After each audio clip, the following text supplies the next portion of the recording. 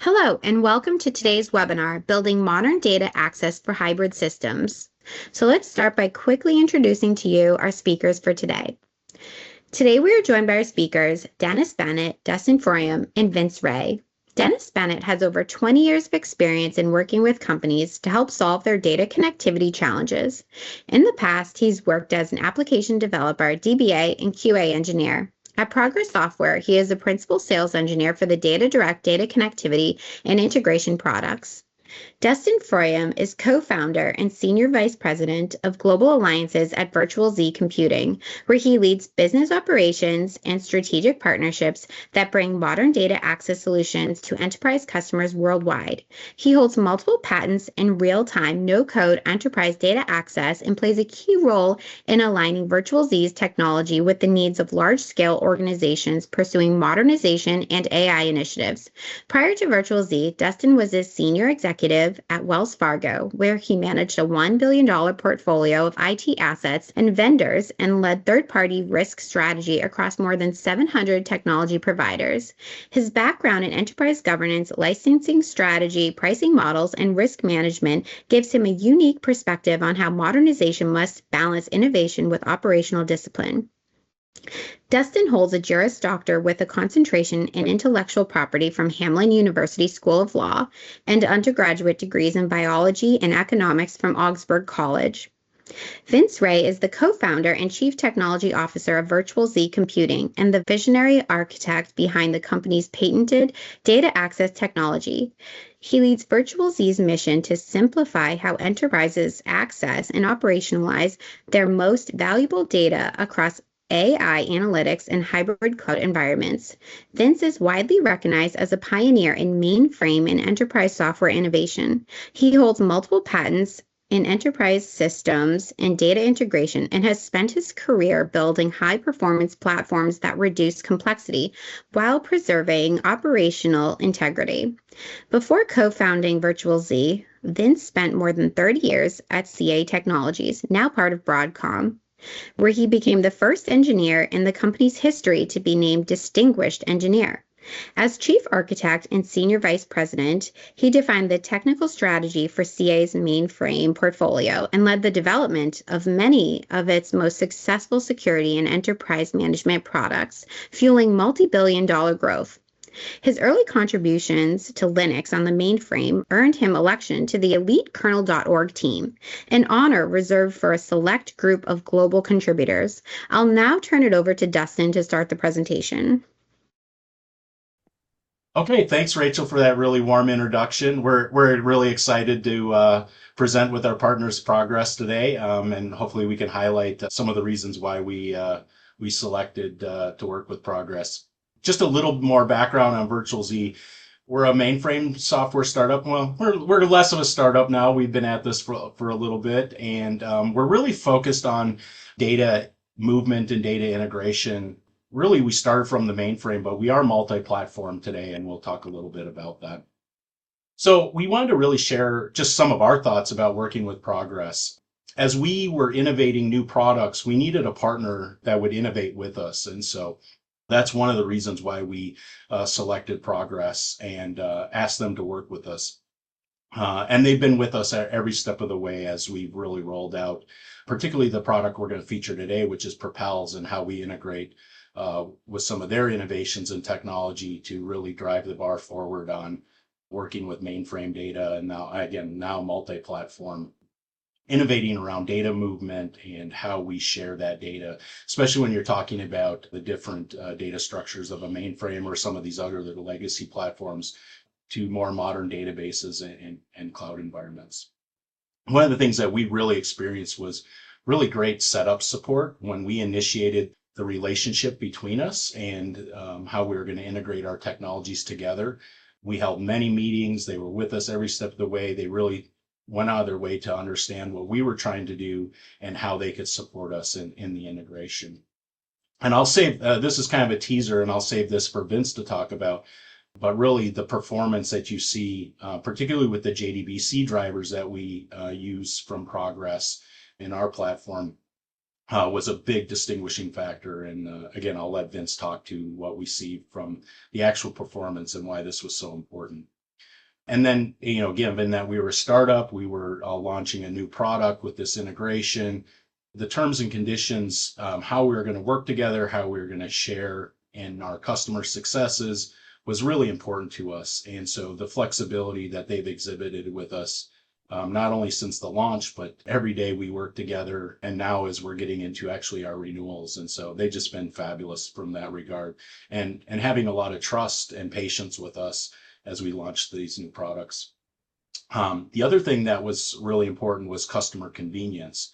While we can integrate with any JDBC driver, being able to have access to their portfolio and package those with our product out of the box and give those to our customers, to make those highly implementable and easy to use was really important. And then ongoing support.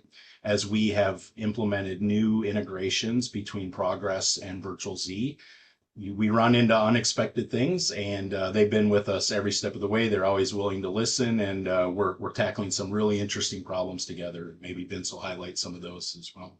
So we're going to talk mostly about our product PropelZ. We have 4 products in our portfolio, but this is the main integration with Progress. And so we're going to highlight that today. So Vince, as we normally do in our webinars, I'd just like to ask you to talk a little bit about the architecture and functionality approach, and then maybe I'll ask you a few questions along the way. And obviously, I kind of tease the performance aspects of working with Progress as well. Yep. Yeah, no, happy to, Dusty, and thanks for the intro.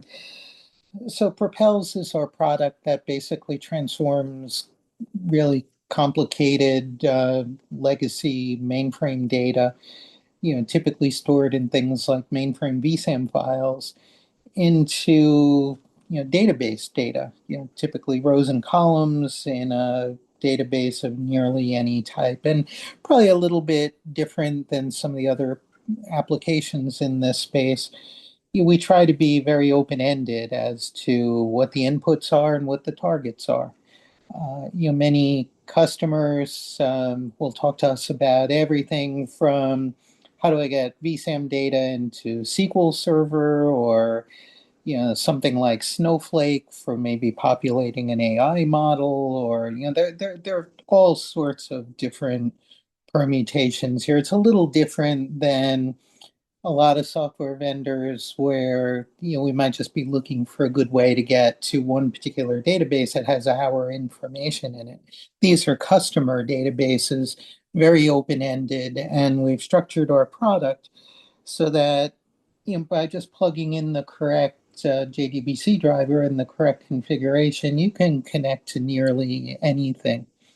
So really the product is really 3 simple stages. The input stage is, where do you want to get data from? The most common thing I mentioned already is people are working with mainframe vsam files. These are really complicated files for anyone who might not have a lot of mainframe background. The issue is that those files can be a mix of many different data types. There might be text data. If it's text data, it's probably stored in EBCDIC. There could be mainframe style floating point, which is unfortunately a little different than what other platforms do for floating point. There are packed decimal fields. There can be all sorts of different things inside of each of these files. So a lot of what we do is understand and interpret that.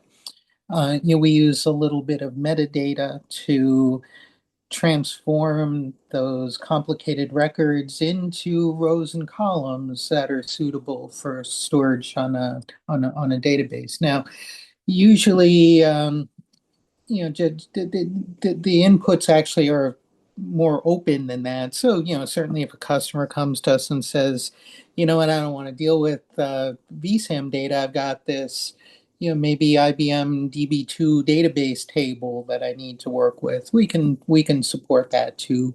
We can also do things like reach across networks and access data that might exist on other platforms one way or another. So, very open-ended on the input side. On the kind of middle tier, I mentioned most of what we do there is that transformation, understanding the data and transforming it into rows and columns. We do automatic, I'm going to call it normalization of your data. So if you have arrays and things that really don't fit a relational model well, we can break that out into, we call them subtables. Lots of different capabilities there. And then finally, on the output side, it's very similar to the input side. Again, the most common thing that our customers do is just plug in a JDBC driver, and we can talk to virtually any cloud database, on-prem database, even things like NoSQL databases and so forth. So very open-ended on the input and output side. It's we do a lot of added value things. We can do, for instance, an incremental mode. So if you've got terabytes of data that you don't want to repeatedly send to a target, you can tell us to keep track of the data at a record by record level, and then next time we run, we're able to look at it and say, okay, only these 2% of the records have been changed, so they get pushed to the target. We don't have to do terabytes of transfer. So it makes it very efficient, very easy to use in a big production environment with files that are being updated all the time. Of course, as you might imagine, Dusty touched on this, performance is one of the top concerns here. Many customers talk to us with just insane volumes of data. We worked with one that had literally petabytes of data that was stored. It was actually old legacy tape data stored in a virtual tape library that they wanted to move to more of a cloud environment. In that case, throughput is the number one thing. Just to provide, Dusty hit the punchline. We do find the Progress DataDirect drivers to be just amazing in performance. But to put a number to that, we did some testing with the open source Postgres driver. We were getting 500-600 rows per second, something in that range between our test mainframe environment and cloud database. We switched over to the DataDirect driver in this case, and in our very meager in test environment, we were seeing 6,000 rows per second. And since then, we've had an actual customer tell us that in their kind of real mainframe, much bigger than what we run, they're getting 26,000 rows per second. And these are not trivial little records. These records are 64K long. So you do the math, that's multiple terabytes an hour. And the Progress DataDirect solution gave us at least 8 to 10 times the throughput in this case than what we were able to get out of the kind of native driver that the database supplied. So definitely opened a lot of eyes just seeing the performance difference. And certainly the other thing from our point of view is the consistency, the configuration, the level of APIs supported, and so forth also makes a huge difference to us. We did some work with a customer, a current project we're working on to push data into Databricks. And when we started out using the Databricks supply driver, we found that some of the basic kind of industry standard JDBC calls just flat out aren't implemented. And you see in the diagnostic log, this is not available in the driver. And we switched to the to the Progress version of that driver, and all of that just works fine. We have much fewer worries about our code needing to be different from one database to another. So far, for the half dozen or so databases that we worked with, they all behave perfectly consistently on our end. So that definitely makes our life much easier as well. And as Dusty said, we also like the convenience for the customer. If the customer wants, he's more than welcome to go use whatever driver he wants to use, and that puts the burden on him to go find an appropriate driver and install it in our environment and configure it, and so on and so forth. With what we deliver with DataDirect, he doesn't have to do any of that. Not only does he get the performance we're talking about and so forth, he just says, I want to talk to Postgres or SQL Server or Oracle or whatever it is, and all that's ready to go for him. He doesn't have to figure out what driver do I use, what configuration do I use, are there subtle differences in SQL syntax. It's just, literally an out of the box experience of point to the target you want, tell us what it is, and you're good to go.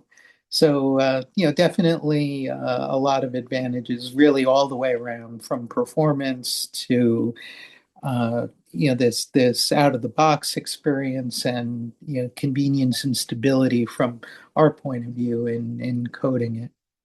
So Dusty, what did I miss, or what do you want No, to do? I think that's great. I was just going to tell one other kind of funny story about the performance.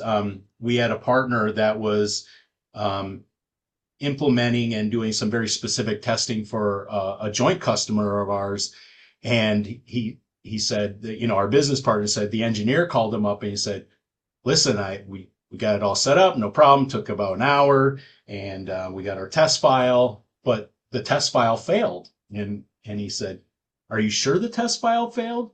He said, "Go look at the results," because he didn't even see it execute basically. And he said, and it ran for about a second. And sure enough, this 6,000, again, a pretty big test file, about 6,000 records. It had executed in under a second. And he said, "Wow, that was pretty amazing. I didn't even think it ran because you didn't even register basically in their mainframe test environment." So it was, again, another great story about the performance, and it works great. So thanks, Vince. So, we can support a lot of different use cases around data movement.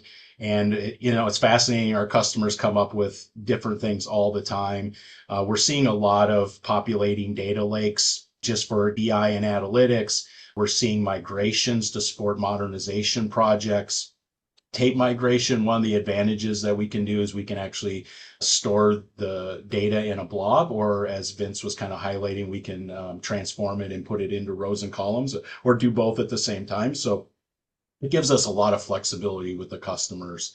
And again, with the partnership with Progress, we can support so many different targets and platforms. And so it's just been a really great platform from that aspect. I'll just highlight a few resources that we have if you're really interested in diving deeper into this. We have blog topics and blogs on just about every topic you can imagine across our portfolio, including really deep dives into PropelZ and target use cases. Again, really highlighting a lot of those Progress implementations as well. Each of our products has demos on demand, so you can actually see this working real time with Progress and VirtualZ, as well as our other products. We have a podcast that features all of our past webinars. I think, Vince, I counted, we did 30 webinars together last year. And so those are all published there. And then we also have some really great guest speakers on our Skyward Data podcast. So check that out if you prefer to listen versus watching some of these webinars. And then we're always at different events. Next one coming up is Google Next, if you want to meet up with us and say hi there. And again, we have lots of other resources, including our YouTube channel and our customer briefing center, so you can just go through that process as well. So I'll turn it back over to Progress, and thank you again so much for the invitation, and we look forward to some questions. Okay, well, thank you, Dusty. It was really amazing to hear you talk about, why you've enjoyed working with Progress, and likewise, I really enjoyed working with you guys. I was actually going through the notes and kind of forgot, but we really worked very closely together at the beginning through this pre-sales process to make sure, it was working the way you wanted. And I saw some early kind of initial performance results from that, and it's even better to hear, how it's going now. But anyway, we at Progress Data Direct, our main focus is really to work with other software vendors and to give them the connectivity they need. And we've been doing this for a very long time. A lot of the very largest software companies you can think of, database vendors included, are leveraging the Progress DataDirect drivers. It's not always obvious because a lot of times they will white label it, and so it will appear to be them, but under the covers, it is our drivers. And really, there's a lot of reasons for that. And, Dusty and Vince mentioned a couple. We like to call it, including, the software vendors, including the drivers, we kind of call that like batteries included. It just makes it a lot easier. It's easier for, proof of concepts where you don't have to have your prospect go out and find it, the correct driver. And it turns, we in effect become like a driver factory for the software vendors we work with. Because it really can be difficult for a user to find the correct driver and to get it configured. And it's just so much less friction if it can be included with it. One thing we've seen over time is more or less technical users are, leveraging software. And in this case, we're talking often unfamiliar platforms. Somebody who is, just expert level on a mainframe may not be familiar with, Databricks or Snowflake or, Postgres running on Amazon. And this just makes it easier for them rather than, having to figure it out on their own. It really reduces risk for the software vendors also. It's something that's been used a lot. It's been tested. It's really, battle hardened. The other thing is just it really is consistent coverage across platforms and databases. We really, DataDirect, we are, the standard-based connectivity arm of Progress. We really stick very, very closely to the JDBC and ODBC specifications. And that really makes it easier for software vendors who have to support multiple databases or multiple platforms, whether you're working with Postgres or Mongo or, any number of different kind of data sources on different platforms, it's going to be a very, very similar experience. It just makes it easier as far as it's familiar. You don't necessarily have to support multiple code paths for different platforms or different databases. So there's really benefits there. As far as the performance, the wire protocol, we have people at DataDirect who have been working, in this area for a long time and are, super familiar with the wire protocols and how to best leverage them for, optimum performance. But again, it was really good to hear, the real world experience on that. But we take performance very seriously. We do a lot of testing. We'll compare when we release a new driver. We'll, do a test to make sure we're not introducing a test against the previous version to make sure we're not introducing any kind of slowdowns and so forth. And so I mentioned briefly that we make it easier for the OEMs in that they can white label and brand it.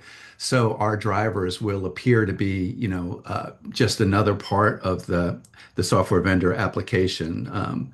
It's not obvious, it's something dropped in from DataDirect. And the other thing is we're able to lock it for use to their application. So you don't have to worry about it, being used in ways that were not initially intended. Obviously, support for security is just critical these days. There's not a lot that has to be mentioned on that. And we take that very, very seriously also. But anyway, it just makes it easier for a software vendor in that we can be the driver factory. They can stick to their core competency, their product, leave the connectivity to us. And just so much easier just to have, a number of, a bucket of different drivers that can be used with the application. And, of course, we're behind for any kind of issues that might come up. We stand behind, our partners in this case. We have 24/7 technical support. So, yeah, that's what I want to talk to on that. On the direct side, it's fairly, cut and dried how we will, go to market as far as what we will count. But on the as we work with other software vendors and partner with them, we have a great deal of flexibility on how we can kind of tailor an agreement. It's really a win-win, especially, dealing with a startup kind of company where we grow with them, and we're both successful, and that's really what we aim to do. So we have starter packs, and again, we're flexible where we can kind of tailor it to how the software vendor is going to market, what they expect to happen. And even if they don't really have a good idea, we can make it work. But we have, agreements all the way up to just huge software vendors where, typically they'll have an enterprise license agreement with all you can eat, kind of no counting. But it really is, it runs the gamut of size. And, we say internally, the tail doesn't wag the dog. We're not going to force you into some kind of model where it's just not best for you. It's not what you intend. We're going to be flexible and work how you work.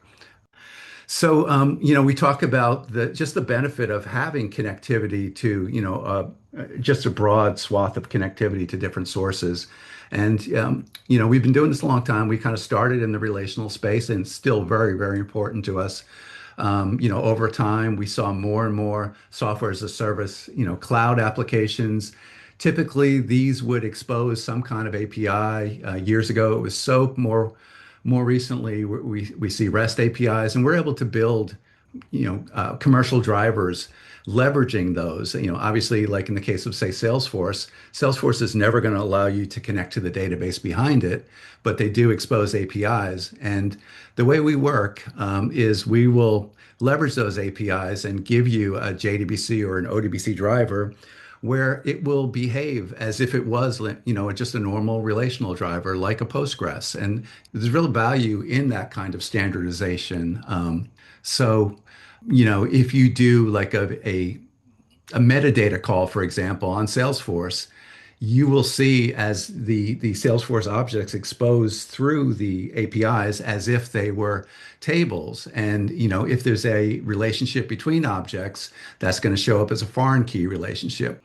I don't remember if it was Vince or Dusty who mentioned, dealing with another driver where the JDBC spec was not fully implemented. Again, we adhere very closely, and any kind of metadata call that any kind of application is expecting to be there is going to be coded for. That's just very important to us and brings value to our customers. And you can see on the last one, just some of the big data, NoSQL, the different data warehouses. And in gray box, these are some of the other ways. I'll talk a little bit more about Autonomous REST Connector. We do have a software developer kit where if there is a data source that does not have an API or does not have a REST API, we could potentially, let you use the SDK to develop your own. But anyway, moving on. I mentioned Autonomous REST Connector or ARC. One thing we saw, and probably going back 10 years ago now, it's just we saw like an onslaught of new data sources. That's when big data and Hadoop and a lot of just new sources were coming, and they were coming fast and furious to the point where we realized we would either have to do an awesome job as far as picking winners and losers in this, as far as, which new source was going to get traction and was going to be of value to our customers. Or we could do kind of checkbox drivers where, they're just not that great. And obviously we weren't going to do that. And we didn't do a great job of picking winners either. But we realized one thing these new sources mostly had in common was they would leverage some kind of REST API.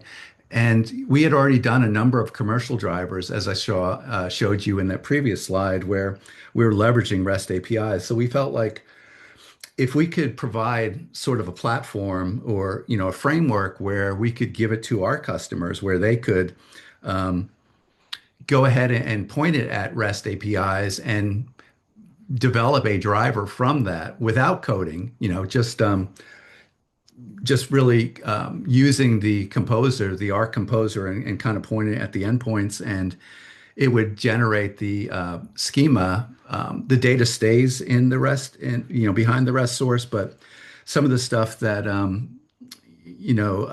VirtualZ mentioned before was taking these kind of weird endpoints where they may not lend themselves well to rows and columns. And we do something very similar where we'll go ahead and normalize out like embedded arrays, or in the case of REST, documents embedded within other documents. So it just is a good way to give a standardized SQL access to a REST API. And I guess some of the benefit of that is while developers were probably fine, leveraging REST, power users weren't, and the tools they were used to using weren't. And even people who could deal with it, like developers, still was custom integration every time, just because REST is such a wide open standard that you had to start from scratch each time. So anyway, I mentioned the Arc Composer, which you would basically point at the different endpoints and create a map or a model that could then be used going forward for the ODBC or JDBC driver.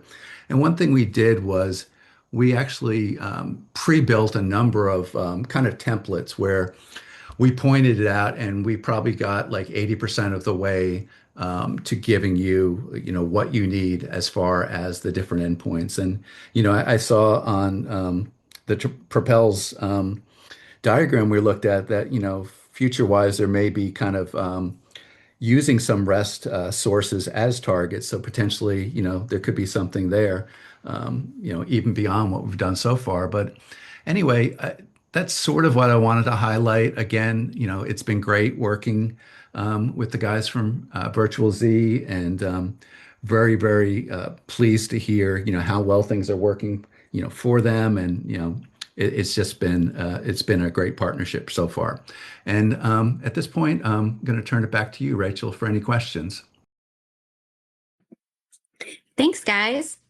All right, so let's go ahead and turn on your cameras for the live Q&A.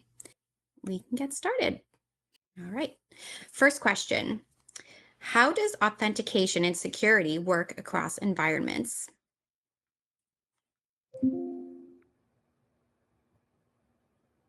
So that seems like possibly aimed at the VirtualZ guys.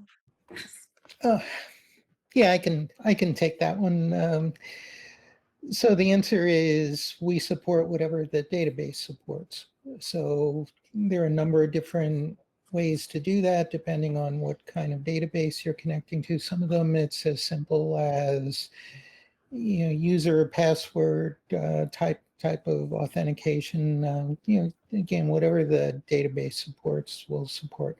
Many times it's more sophisticated than that. There are access tokens or certificates or Kerberos or many different possibilities.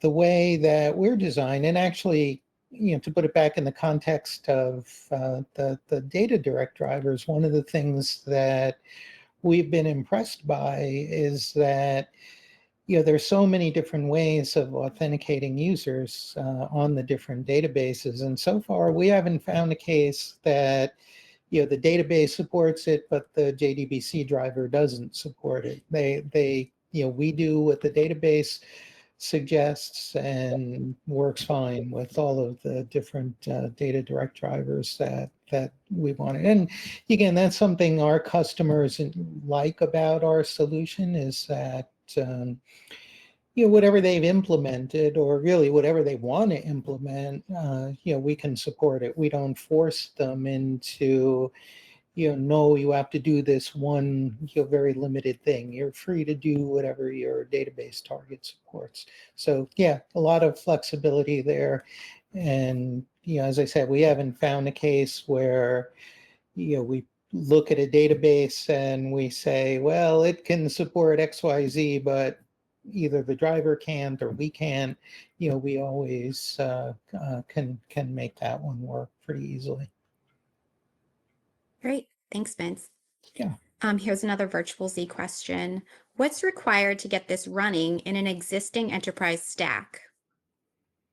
Yeah, I mean, that's that's one of the other things that we think is a big advantage on our side. We're very, very simple to get up and running. There are almost no prerequisites. The only thing we need is a reasonably current Java environment, and on the mainframe that comes with all of the current ZOS systems that are out there. So there's nothing that most sites should have to install or configure. It's just install our software, which literally just takes a couple of minutes most of the time, and you're ready to go. That's another big thing we like about the DataDirect environment is that you tell us what you want to use, and generally the driver is going to be there in the package ready for you to use it.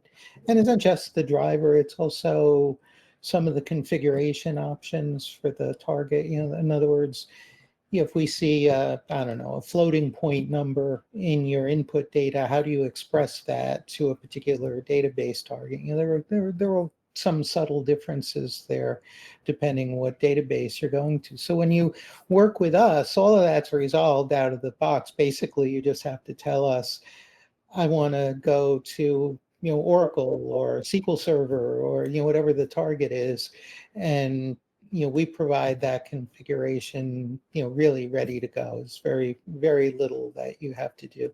A lot of our sites, I mean, we're accustomed to hand-holding and helping the customer any way we can, but certainly it's been our experience that a lot of times we'll send the software out to a customer site and then we'll hear a week later, 2 weeks later, oh yeah, I've been using that, didn't need to talk to you guys. There's no interaction whatsoever. It really is a very straightforward process.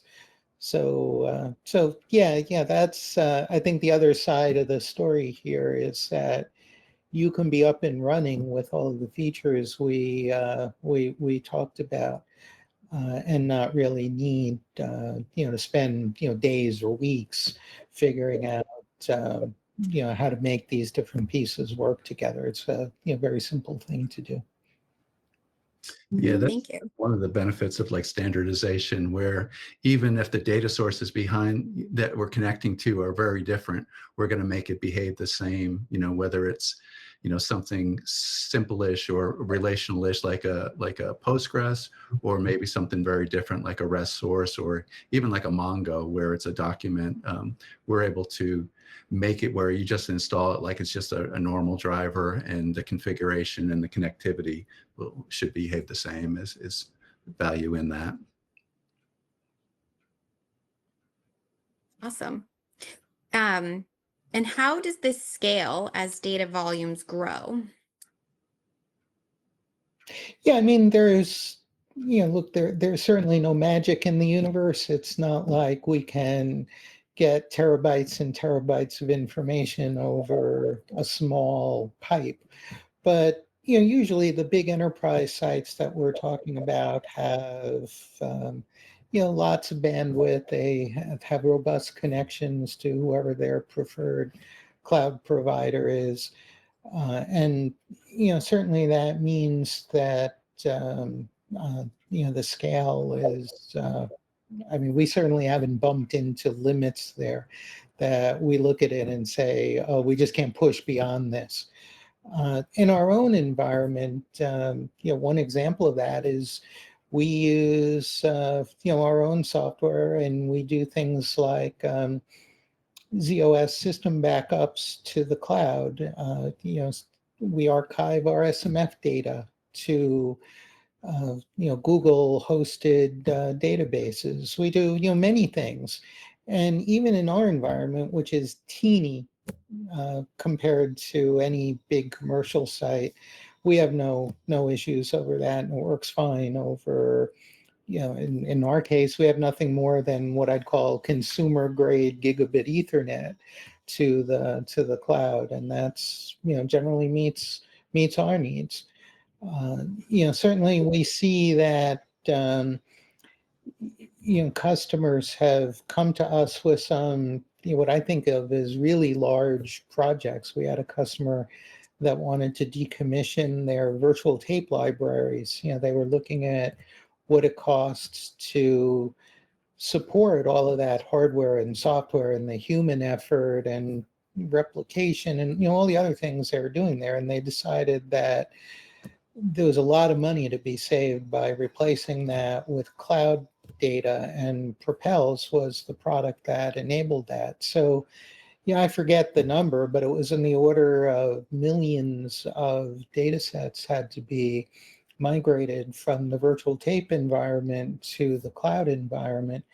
And we designed a system for them where instead of running one PropelZ at a time, you would run literally hundreds at a time in parallel. And with that multi-threaded approach, it wasn't like months and months to get all that data moved. It was something much more practical than that.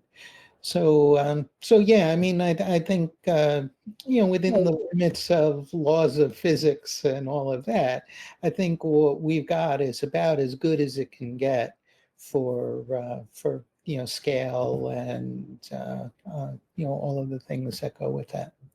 And as far as how the drivers would fit into that, we definitely do like just performance testing rows per second, but we also do efficiency where we'll measure rows per CPU second, and we'll also measure our like memory footprint just to help scalability. The less resources we use to get a certain amount of data movement, the better, the more you can leverage a certain size machine, especially in parallel, as Vince was just saying.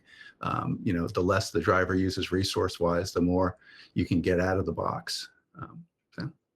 Yeah, and if I could just expand on that slightly, because that's a really great point. For our mainframe customers, one of the things that we've been careful to do is ensure that all of our code is zip eligible. It can run on a specialty processor engine.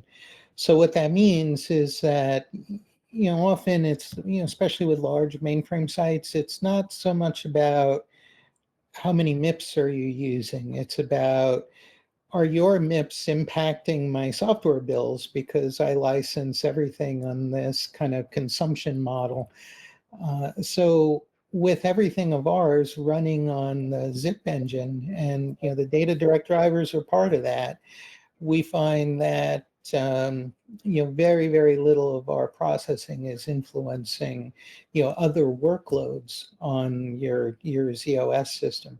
We're not kind of, the way I refer to it is we're not spinning the software bill meter. We're totally isolated from that. And maybe even better than that is if you do have some enormous requirement, a zip engine is an inexpensive resource on mainframe terms. If you needed to add another one, that's not millions of dollars of upgrades. That's one of the bargains that you can find on the mainframe today. So I think that gives us kind of and just to put some numbers to it, that case that I described where the customer is getting 26,000 rows per second out of us, that was using about 3% of one single zip engine. So, right away you could see that if you had, multiple zip engines, you had multiple things running in parallel, the cost of that can be, very, very, minimal. And, even if you're moving, giant amounts of data around the environment. Great, thank you. We have a question for Dennis here. Does Progress DataDirect have any tools to simplify data connectivity in a hybrid environment? Yeah, I kind of stuck to the drivers because that's sort of how we're working together with VirtualZ. But we do have another product called Hybrid Data Pipeline, or I might call it HDP. Rather than just a driver, that is a server-based solution, which embeds the DataDirect drivers. But it's useful to simplify connectivity in a hybrid environment where you might have a a mix between cloud and on-prem data, and maybe, the application itself could be running in the cloud. With hybrid data pipeline, it's simple to connect cloud applications to on-premises data without requiring a VPN. Or another use case we see is sometimes software as a service vendors will maybe have a data warehouse behind it that they want to let their customers use their own BI tools. We basically call that bring your own analytics. And with HDP, they can securely give access to that data source behind their SaaS application, in a multi-tenant fashion, and be able to set limits and such so that they don't have to worry about one particular customer impacting the performance of others. So, and maybe the last thing it can do is hybrid data pipeline could also let you OData enable different data sources. That's kind of a flavor of REST that's similar to SQL access. And that's a way to give, maybe a more modern REST access to a data source that might not support it natively. So yeah, thanks. Great, thank you. Another one for you, Dennis. Why is adherence to the JDBC or ODBC specification important, and why should I care about this?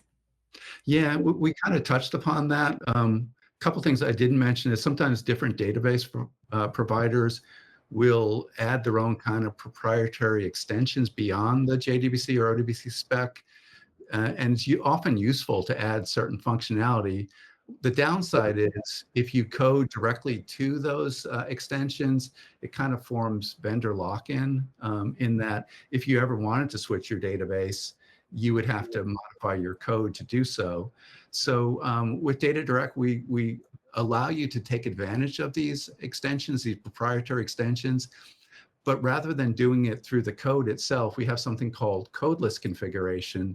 So you can kind of turn on or off these features as part of a connection parameter when you're connecting to the database and without requiring application code changes. So, that gives flexibility if for some point, in the future, you wanted to switch databases. And also, as it was mentioned before, sometimes you'll run into drivers, like in this case, I think it was a JDBC driver that didn't fully implement the JDBC specification, and you would see in the console, the error message saying, this particular function is not supported. We'll fully implement the JDBC and ODBC specification. Any kind of metadata calls you would want to do to, see the schemas, see the tables, see the columns and the data types will all be supported, even for data sources that are, definitely not relational sources. So we're not going to skimp or skip over any of this functionality because we know it's important to the partners we work with. Awesome, thank you. And I believe this one is for VirtualZ. Can this integrate with our existing BI data lake or AI platforms without custom development? Oh, sure. That's a very common use case. A lot of times what that comes down to is, populating data into something like Snowflake or Databricks or, whatever your, data platform is. So again, we treat those just like any other target. So give us your data, give us a little bit of metadata that describes what your records look like, and we can push that data out into really whatever target you like. Now, in some cases, what you find is that the thing that you want to integrate with isn't really a database, and there absolutely are ways that we can customize the output so that the output is, for instance, an API model instead of JDBC. So, there are many options there, but, certainly the ones that are driven by kind of, the common, data repositories like Snowflake, those are trivially easy to get going. I think a lot of times also one of the things that comes up in those kind of environments is sometimes you want to do kind of selective things. In other words, I don't want a complete copy of all of my mainframe production data in the cloud. I want to pick and choose. And that might be in 2 dimensions. It might be, certain records or, certain types of information based on the characteristics in the data, or it might be field by field. Maybe I have records with 100 fields in them, but I only want name and address, or whatever it is going into to the target that I select. And we can do both of those. So you can also have this subsetting capability. And in fact, with PropelZ, you might do different things for different reasons. Maybe you're doing, I don't know, app modernization, where you need a copy of your data in, let's say SQL Server, and you're running applications in, Azure, or wherever it is. That might be kind of a full copy of your data. At the same time, you might be doing like a little bit of, let's reduce the important stuff and feed it into our AI app. That might be much more selective and a completely different target. Maybe that's going to, I don't know, Snowflake or Databricks or Mongo or something like that. I mean, we can do all of the above really in parallel, which is, another common need. It's often not just, I need to get my data from A to B. It's, I need it to get from A to B and C and D and E, and it has to look a little different in each of those places. So yes, absolutely, we support all of the above. Awesome. Well, thank you guys. It looks like that was our last question. So if you have any more questions for Dennis, Dustin, or Vince, you can get in touch with us at Progress. And thank you so much for joining our webinar. And we hope you have a great day. Thank you. Thanks, guys.